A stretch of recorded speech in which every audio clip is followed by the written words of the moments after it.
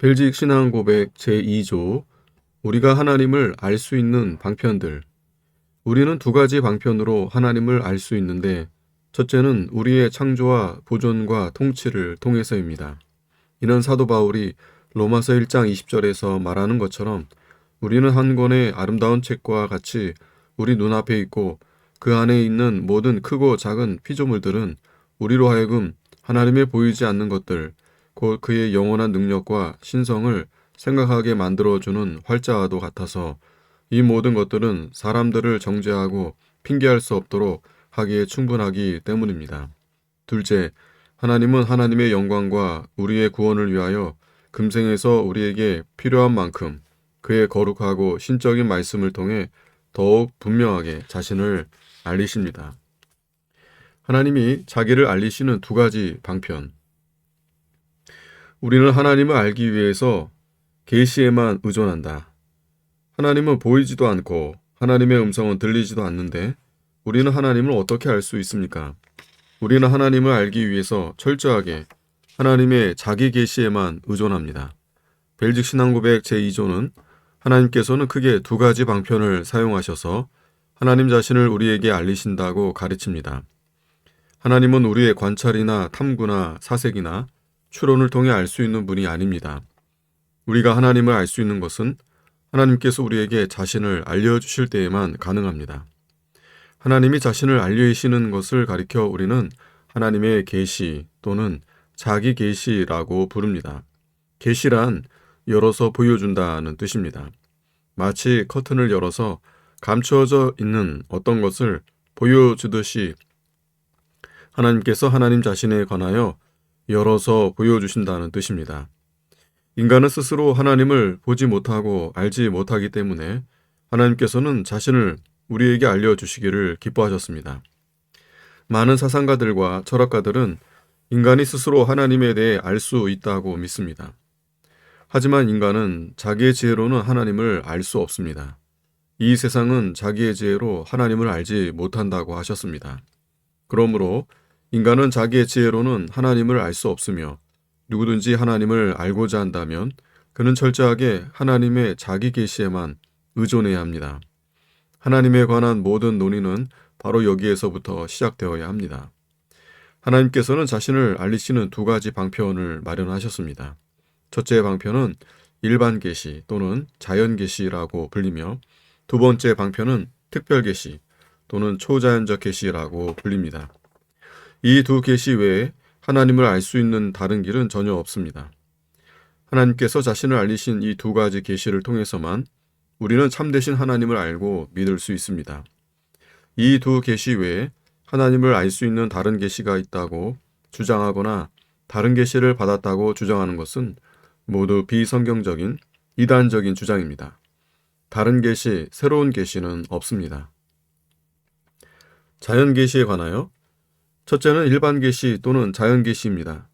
자연 계시는 한마디로 우주의 창조와 보존과 통치를 통한 계시라고 할 수 있습니다. 우주는 하나님에 대하여 알려주는 한 권의 아름다운 책과 같이 우리 눈앞에 있습니다. 그리고 우주 안에 있는 모든 만물은 그 책을 이루는 활자와도 같습니다. 이것을 우리는 한마디로 자연 계시라고 부릅니다.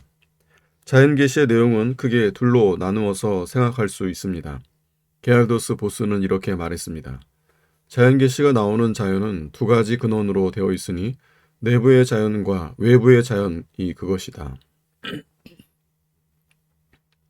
하나님께서는 종교적 의식과 도덕적 양심을 통해서 사람의 내적 지각에 자기 자신을 계시하신다. 그는 또한 외부의 자연 세계에서도 자기 자신을 계시하신다. 여기서 분명한 것은 후자가 전자에 근거할 수밖에 없다는 점이다. 본래부터 타고난 신지식이 먼저 있지 않으면 아무리 자연을 관찰한다 해도 적절한 신개념에 이르지 못할 것이기 때문이다. 모든 신지식의 전제는 바로 사람이 하나님의 형상으로 창조되었다는 사실에 있다. 웨스트민스터 대교리 문답도 자연계시를 둘로 나누어서 설명하고 있습니다. 자연계시를 이루는 첫 번째 요소는 내부의 자연계시, 곧 사람 안에 있는 본성의 빛입니다. 이것은 다른 말로 사람 안에 내재되어 있는 하나님에 대한 지식을 가리키는데 이것을 사람의 종교성 내지는 종교의 씨앗이라고도 부릅니다.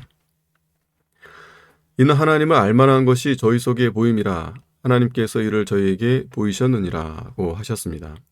하나님께서 인간을 창조하실 때 하나님의 형상대로 만드시고 그 안에 하나님을 알만한 것을 빛으로 넣어주신 것입니다. 하나님에 대한 이러한 내적 지식은 사람의 마음과 양심에 쓰여진 법입니다. 하나님께서는 모든 인간에게 하나님이 계시다고 하는 내적 지식, 곧 하나님이 존재하신다는 것을 인정하는 지식을 넣어 주셨습니다. 인간에게 이성이 내재되어 있는 것처럼 하나님에 대한 지식 역시 내재되어 있습니다. 그래서 우리에게는 자연 계시의 한 부분인 내부의 계시가 있다는 것을 먼저 알면 좋습니다. 사실 모든 사람들은 하나님에 대해 타고난 지식을 가지고 있습니다. 이것을 가리켜 사람들 안에 내재되어 있는 하나님에 대한 지식이라고 부릅니다. 웨스트민스터 신앙고백은 이것을 가리켜서 자연의 빛 또는 본성의 빛이라고 불렀습니다. 하나님에 대한 타고난 인식 또는 지식을 사람에게 주셔서 하나님을 알 수 있도록 해주셨다는 말입니다. 그래서 사람들은 신의 존재를 인식하고 있습니다. 민족들은 저마다의 종교를 가지고 있고 신을 숭배하는 것은 보편적인 현상입니다. 무신론자들조차도 신에 대하여 이야기합니다. 그들은 신을 부정하는 방식으로 신의 존재에 대한 그들의 인식을 드러냅니다. 신에 대한 인식이 전혀 없다면 신은 없다, 하나님은 없다는 말조차도 할 수 없었을 것입니다. 사람들 안에는 하나님에 대한 타고난 지식뿐만 아니라 죄와 벌, 심판과 종말에 대한 본능적인 인식도 있습니다. 그러나 이런 본능적인 인식과 타고난 지식만으로는 우리는 참되신 하나님을 알 수 없습니다. 자연의 빛 또는 본성의 빛만 가지고는 하나님에 대한 참된 지식에 이를 수 없습니다. 왜냐하면 인간의 마음이 어두워져 있어서 하나님에 대한 지식이 모두 뒤틀리고 왜곡되었기 때문입니다. 하나님을 알되 하나님으로 영화롭게도 아니하며 감사치도 아니하고 오히려 그 생각이 허망하여지며 미련한 마음이 어두워졌나니 라고 하셨습니다. 사람의 생각은 허망하여졌고 미련한 마음은 어두워졌습니다. 사람들은 하나님이 계시다는 사실을 알면서도 그들의 마음이 어두워서 참 하나님이 누구인지를 바르게 알지 못하며 온갖 것들을 신으로 숭앙합니다. 이것이 다 하나님을 영화롭게 하지도 않고 하나님을 섬기지도 않으며 오히려 썩지 아니하는 하나님의 영광을 썩어질 사람과 금수와 버러지 형상의 우상으로 바꾸는 것입니다. 자연계시를 이루는 두 번째 요소는 외부의 자연계시, 곧 하나님의 창조와 섭리의 일을 통한 계시입니다. 우리를 둘러싸고 있는 하나님의 창조 세계를 볼 때 하나님의 존재하심과 그의 지혜와 능력과 솜씨를 볼 수 있습니다. 하나님이 지으신 우주는 그의 영원하신 능력과 신성을 나타내고 있습니다. 하늘이 하나님의 영광을 선포하고 궁창이 그 손으로 하신 일을 나타내는도다라고 하셨습니다. 가장 큰 만원경으로 관찰할 수 있는 하늘의 별들과 전자현미경으로만 볼 수 있는 가장 작은 입자가 다 그들의 창조주이신 하나님을 드러냅니다. 우리는 들의 꽃과 나무, 풀벌레와 곤충들, 짐승과 새들, 해와 달과 별들과 같은 우주 만물의 모습을 보며 이 모든 것들을 창조하신 창조주 하나님의 탁월한 솜씨와 지혜와 능력을 보게 됩니다. 어떤 인간도 이런 것들을 만들지 않았고 또 어떤 과학 지식으로도 만들 수 없고 기를 수 없습니다. 또한 하나님은 그의 보존과 통치, 곧 섭리의 사역을 통해 자기를 알리십니다. 하나님께서는 하늘과 땅의 모든 피조물들을 여전히 보존하고 다스리십니다. 이른 비와 늦은 비를 적당하게 해주시고 온갖 것을 그 쓰임에 적당하게 지으셨습니다. 하나님께서는 참새 한 마리가 날아가거나 땅에 떨어지거나 먹거나 쉬거나 하는 모든 일을 섭리로 주관하십니다. 하나님께서는 참새의 생명만 보존하시고 다스리는 것이 아니라 모든 인간, 모든 사회, 모든 국가, 온 우주를 섭리로 보존하시고 다스리고 계십니다. 하나님께서는 이 세상을 악한 자들의 생각과 계획에 맡기지 않으셨습니다.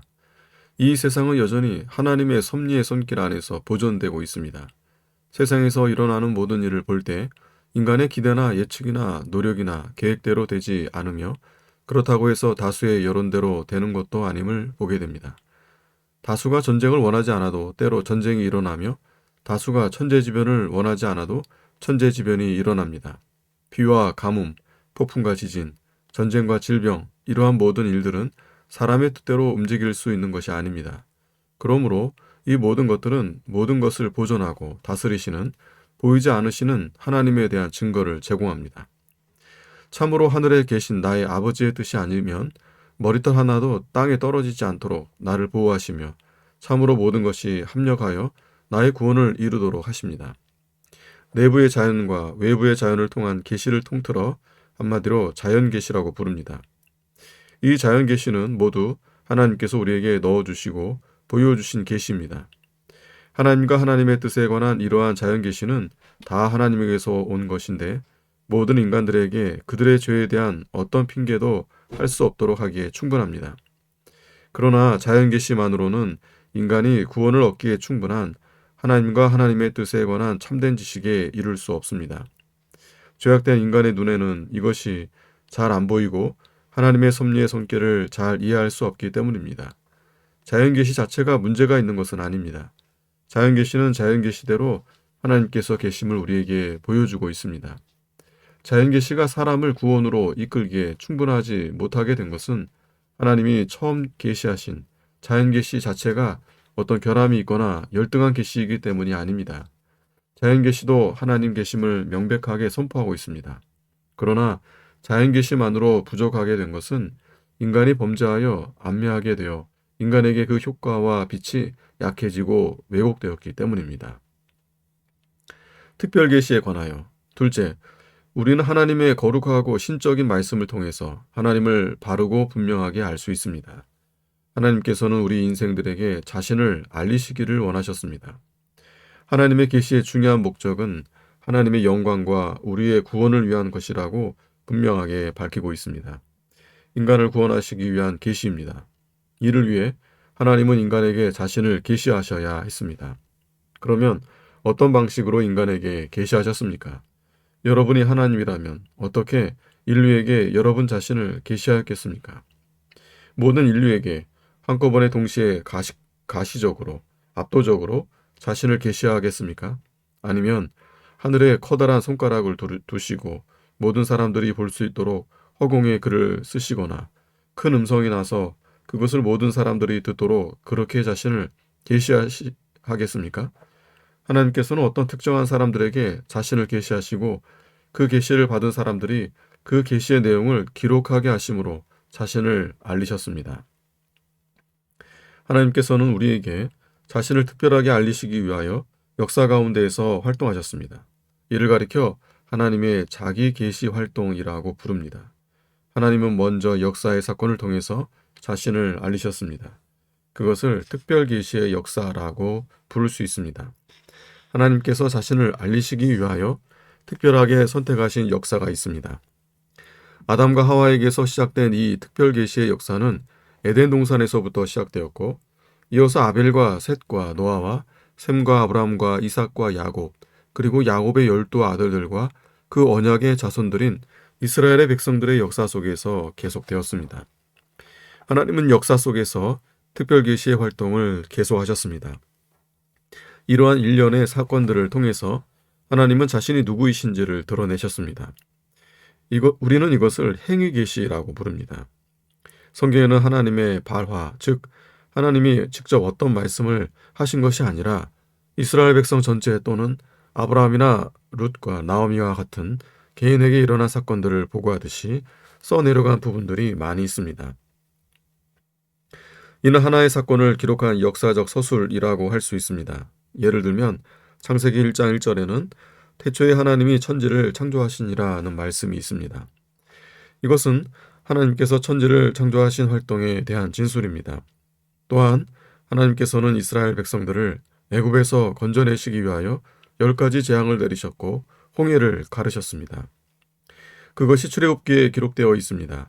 룻기는 룻이 시어머니 나오미를 따라 유대 땅 베들레헴으로 와서 이삭을 줍다가 보아스를 만나 결혼하여 다윗 왕의 가문을 형성하게 된 과정을 진술해 놓은 책입니다. 에스더는 에스더가 어떻게 페르시아 제국에서 아하수에로 왕후가 되고 하만의 계략에도 불구하고 하나님께서 어떻게 에스더와 모르드게를 통해서 온 유다의 생명을 구원하셨는지 그 역사를 기록하고 있습니다. 우리는 이러한 모든 기록들을 하나님의 말씀이라고 부릅니다. 어떻게 이러한 사건들의 진술이 하나님의 말씀이 됩니까? 왜냐하면 하나님께서는 이러한 사건들을 통해서 하나님 자신이 어떤 분이신 것을 나타내 주셨기 때문입니다. 그러므로 성경의 사건들은 특별 계시로서의 사건입니다. 그 다음으로 하나님께서 우리와 소통하실 때 하나님은 인간의 말로 우리와 소통하셨습니다. 이를 가리켜 우리는 말씀 계시라고 부릅니다. 이는 인간의 언어로 우리에게 전달되는 계시입니다. 하나님은 계시의 내용을 보여주시고 그리고 우리에게 말씀해 주셨습니다. 예수님의 부활을 보여주셨고 그것에 대해 말씀해 주셨습니다. 이 둘은 모두 하나님이 자신을 특별하게 알리시는 계시 행위라고 말할 수 있습니다. 하나님은 자기를 알리시는 계시 활동들을 속에서 끊임없이 말씀해 주셨습니다. 그래서 성경에는 하나님이 가라사대 여호와께서 말씀하시기를 이는 여호와의 말씀이라 예수께서 입을 열어 가르쳐 가라사대 내가 진실로 진실로 너희에게 이르노니 라는 말씀들로 가득합니다. 인간은 범죄하기 전에도 하나님의 말씀을 통해서 하나님과 하나님의 뜻을 더 알아가야 하고 배워가야 했지만 범죄하여 타락한 이후에는 절대적으로 하나님의 특별 계시의 말씀을 필요로 하게 되었습니다. 하나님께서 말씀으로 하나님 자신과 하나님의 뜻을 알려주시지 않았다면 어떤 인간도 하나님을 알 수 없었을 것이며 구원의 길도 찾을 수 없었을 것입니다. 그래서 하나님께서는 아담의 창조 직후부터 여러 시대의 여러 모양으로 말씀하셨습니다. 그것이 모두 다 특별 계시입니다. 하나님께서는 천사들을 통해 또는 직접 음성으로 말씀하시기도 하셨고 꿈이나 환상이나 이적을 통해 또는 이스라엘의 역사와 선지자들을 통해 말씀하셨고 특별히 그의 아들 예수 그리스도를 보내시고 또한 사도들을 통해 말씀하셨습니다. 역사에 나타난 모든 특별 계시가 오늘날 다 우리에게 주어진 것은 아닙니다. 그 모든 특별 계시의 내용들을 낱낱이 기록하려 한다면 이 세상에 그 모든 기록을 두기에 부족할 것입니다. 다만 하나님께서는 우리가 하나님을 섬기며 구원을 이루는 데에 필요한 것들을 성령의 감동하심을 입은 사람들에게 하나님의 말씀으로 허락하시고 그것을 신구약 성경으로 기록하게 하셔서 우리에게 전해주신 것입니다. 그러므로 오늘날 신구약 66권 성경 외에는 우리에게 다른 특별 계시가 없다는 것을 기억해야 합니다. 성경은 우리를 구원으로 인도하기에 필요한 모든 것을 충족하고도 효과적으로 계시하고 있습니다. 인간은 오직 하나님의 말씀을 통해서만 하나님과 그리스도에 관하여 사람과 죄에 관하여 그리고 구원에 관하여 참된 지식에 이를 수 있습니다.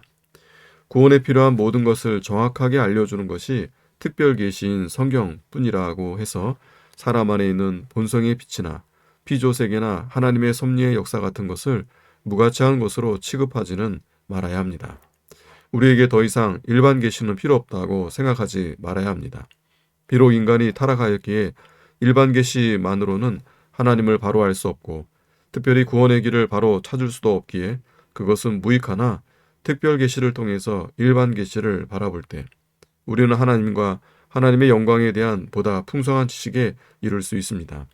예를 들면 우리는 들의 꽃과 나무, 풀벌레와 곤충들, 짐승과 새들의 세계, 해와 달과 별들과 같은 우주 만물의 모습을 보며 이 모든 것들을 창조하신 창조주 하나님의 탁월한 솜씨와 지혜의 능력을 헤아려 알게 됩니다. 이런 의미에서 일반 계시는 특별 계시와 상보적 관계에 있다고 말할 수 있습니다. 일반 계시보다 특별 계시가 우리에게 더 밝은 빛을 던져주고 더 결정적이고 우월하고 완전하고 분명한 계시의 빛을 주고 있다고 할 수 있지만 그렇다고 해서 일반 계시가 필요 없다고 말해서는 안 됩니다. 존 칼빈은 말하기를 우리는 자연세계를 성경이라는 안경을 통해서 이해해야 한다고 말했습니다. 거듭난 그리스도인들이 성경이라는 안경을 쓰고 이 자연 만물을 보면 우리는 거기에서 하나님의 영광을 보며 하나님의 권능의 경이로운 것을 볼 수 있게 됩니다. 무엇보다 성령의 조명하심이 필요하다. 일반 계시와 특별 계시가 있다고 해서 우리가 누구나 하나님을 알게 되고 믿게 되는 것은 아닙니다. 문제는 우리의 어두움과 부패함이 있기 때문에 성령님께서 우리의 어두운 마음에 빛을 주시고 그 빛으로 밝혀 주셔야만 성경이 증거하는 하나님을 우리가 알 수 있고 믿을 수 있습니다. 우리 앞에는 두 권의 책이 있습니다. 한 권은 자연계시의 책이고 다른 한 권은 특별계시의 책입니다. 이 책의 내용은 참 좋은 내용들로 가득합니다. 우리가 이 책을 읽고 이해할 수 있으려면 우선 눈이 필요합니다. 그러나 눈만 있다고 해서 책을 읽을 수 있는 것은 아닙니다. 우리에게는 빛, 곧 조명이 필요합니다. 아무리 눈이 좋고 똑똑한 사람이라 하더라도 캄캄한 방에 들어가서 책을 읽을 수는 없습니다. 책도 있어야 하고 시력도 있어야 하지만 우리에게는 무엇보다 빛이 있어야 합니다. 하나님을 아는 것에도 마찬가지입니다. 우리에게는 계시도 필요하지만 계시를 볼 수 있는 빛도 필요합니다. 우리는 책의 저자가 아니며 빛의 주인도 아닙니다. 신구약 성경은 하나님에 대하여 우리에게 증거해 주시는 계시의 책이요, 이 책의 저자는 하나님 자신입니다. 그러므로 우리가 성경을 읽기 위해서는 특별한 조명이 필요합니다. 그 조명이 바로 성령의 조명입니다.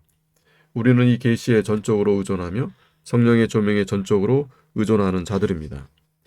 하나님께서 우리에게 자연계시와 특별계시를 주신 것이 얼마나 감사한지요. 하나님의 특별계시가 인간의 언어로 말씀으로 기록되게 해주셨을 뿐만 아니라 이 계시의 책을 읽고 이해할 수 있도록 우리에게 성령을 보내주시고 성령의 조명을 허락해 주신 것에 감사합시다. 기록된 특별계시의 말씀인 성경을 통해서 하나님을 바르고 분명하게 알고 믿을 수 있게 해주신 것을 인해 감사합시다.